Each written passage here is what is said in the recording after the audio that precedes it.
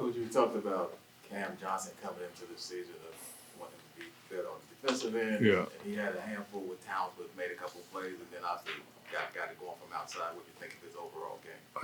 I think he's getting more comfortable with the role. But I thought defensively he was really good tonight.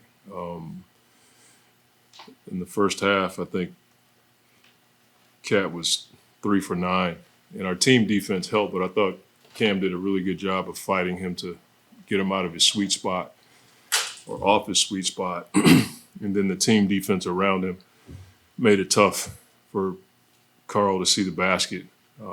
He hit some tough shots in the second half. He got by us one time and got a layup, but some of his shots were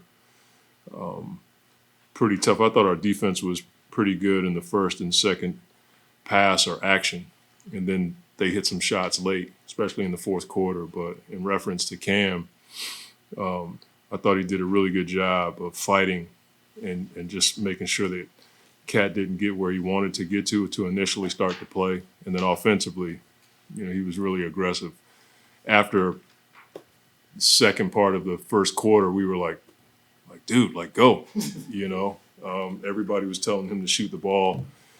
And then he got going a little bit tonight. And he has that ability. I keep saying this about him. He's more than a shooter. He has the ability on offense to make plays at the rim, in the mid-range. He's a really good passer. But we just want him to play free, and that's what we saw tonight. I think you guys season high for 3 attempts. I think it was like 43 or something like that. Well, how much of that was the size of Minnesota, and how much of that was just guys just launching? Well, it'd be tough for me to say. But watching the first half film, when we watched at halftime, the paint was crowded, and we were finding guys on the backside, and so that's probably a byproduct of the way we play, but maybe their coverage. Whatever the coverage was, they were switching, and then we'd beat the guy to the basket, they collapse, and then we find guys. And then there were times where they stepped up in a coverage, which makes you help on the backside. But I can't be too sure about that until I see the whole game. Coach Cam and Mikhail both had a number of steals that were able to ignite you guys in transition. They were both your leading scorers tonight. Just what does that do as far as making life easier on Chris and Book when they're able to get out and run like that? I just thought they did a really good job on the backside. When we were guarding the ball or somebody was driving to the basket, they were trusting the guy on the ball, and we were in our steal-out defense. A lot of the deflections and steals were on the backside tonight, where it looks like you're going to be in the paint to help, and then you run out to your guy to try to take the pass away. Mikhail is really good at that. I thought Cam just did a really good job of getting his hand on the ball. The one play, it was a transition play, I think, with Cat, and he just got his hand on the ball and was able to save it, I think. That's just a tough, gritty play where he just has the will to stay in the play without fouling. There's a lot of times where a guy will be in that situation and you'll just foul, and you'll have the help coming behind you to make a play or a block shot. I thought he did a really good job of just being solid in those moments. You had talked about the all-bench lineup, giving them a chance to breathe a Yeah. little bit. I know the results probably weren't what you were hoping for Yeah, tonight. I didn't let him go. I didn't like the feel of it at the end of the third. They had us on our heels a bit, and I should have gotten Dario in earlier to match up against Nas. They went with 2 bigs. In the one post-up, I think Nas had one of our smalls down there. He just turned and laid it up with his left hand. That's on me. I should have had Dario out there. And then they had the momentum, and I think it was a 2-point game when I made the change. I just didn't want to put them in that situation. They've been really good so far this year, but sometimes it's the rotation, the play call, or sometimes it's just bad play. It just didn't have a great feel tonight at the end of the third quarter. Can that type of thing be a learning process? Yeah, for sure. And they all feel it. They're not out there trying to make bad plays. In those situations, we'll look at the film, but in those situations, we have to read the game. They were just attacking us, and I didn't think we had a good rhythm on offense. They had us running our offense way outside the 3-point line, and we weren't getting to the paint. I just didn't feel like we had a good rhythm. A lot of that is the rotations or just the way we were playing. Monty and Cameron McKell to have the offensive nights that they did.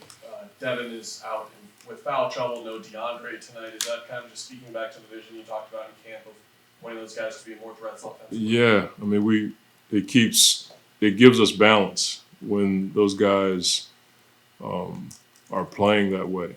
And it wasn't forced. You know, it wasn't like they were pounding the ball and jacking up shots. They were slashing, they were spacing. I thought McHale, his slashing tonight was just phenomenal. Whether it was slashing for a mid-range or slashing for a layup, and then his passing, you know, he found Biz a couple times tonight. We want to try to grow that environment as best we can. We feel like he can make plays. And I haven't given him the freedom to do it in the past few years, but we feel like he's more than capable. But to your point, we need those guys. I think it gives us balance across the board as far as scoring. Cam naturally gets chased off the line now. It seems like he's really comfortable with that one dribble pull. Is Yeah. that one that comes to mind to you with him being aggressive? Yeah, I mean, I don't mind him taking that shot. I think when you show the propensity to be efficient there, but not just taking the shot, being able to read what else is there, and I think he's capable of that. McHale is as well. I mean, McHale had a couple of opportunities where he could have taken the shot and he found Biz under the basket. You know, when people run you off the line, you have to have something else to go to. You can't always get to the rim, and that's why we don't mind when guys take the mid-range shot. Monty, this happened a lot last season, and it's been evident this season so far that every time the opposition makes a run, gets close, you guys have a counter. What's the biggest factor that enables you to do that? I mean, we have veteran players. I think that helps. Guys who've been in those situations, they typically don't get rattled. And we have a really good backcourt. You know, when you have guys who can handle the ball in those situations, you feel like you can settle the team down by making sure you get a good shot. And Chris and Book are really good at that. But to complement that, I think that's where Cam and McHale have grown. And we've been in a lot of situations together over the past now 4 years. And so when we're in those moments, I can't say you're not nervous. I mean, you're always nervous as a coach, but I think we're used to it, if you will.